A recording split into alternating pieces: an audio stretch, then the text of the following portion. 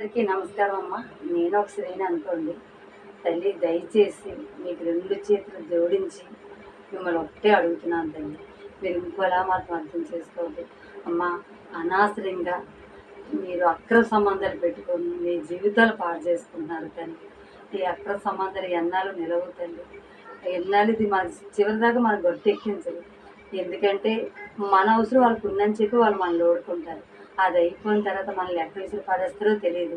చూడండి, మనం భోజనం చేసిన తర్వాత ఇస్త్రాకుని ఎలా పడేస్తామో అలా పడేస్తారు ఈ మగజాతి. ఆ మగజాతిని నమ్ముకొని మీరు పొందండి జీవితాలు. మీ భర్తను కానీ మీ బిడ్డలు కానీ వాళ్ళు లేనిపోయిన వాళ్ళు చెప్పిన మాయ మాటలకి, వాళ్ళు చూపించిన ఆ యొక్క చిన్న చిన్న సుఖ ఆనందాలకి మీరు జీవితాలే పాడు చేసుకొని మీ భర్తలే హతమార్చాలని చూస్తున్నారు. మీ కడుపు పుట్టిన బిడ్డలే వాళ్ళు కూడా హతమార్చాలని చూస్తున్నారు.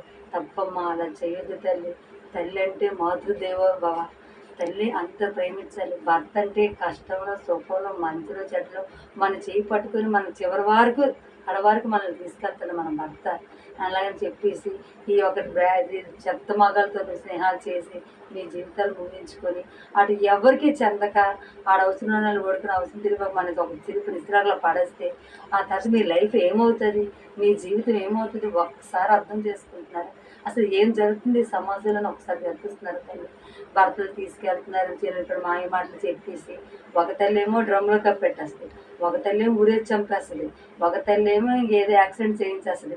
ఆ పిల్లలు ఏదో భర్త బయట మగాడు వచ్చినప్పటికీ వాళ్ళకి తన ఆనందంలో ఆ పిల్లలు అడ్డు వస్తున్నారని ఒక తల్లి పీకనొక్కి చంపేస్తుంది, ఒక తల్లినేమో నీళ్ళ ట్యాంక్లో పడేస్తుంది.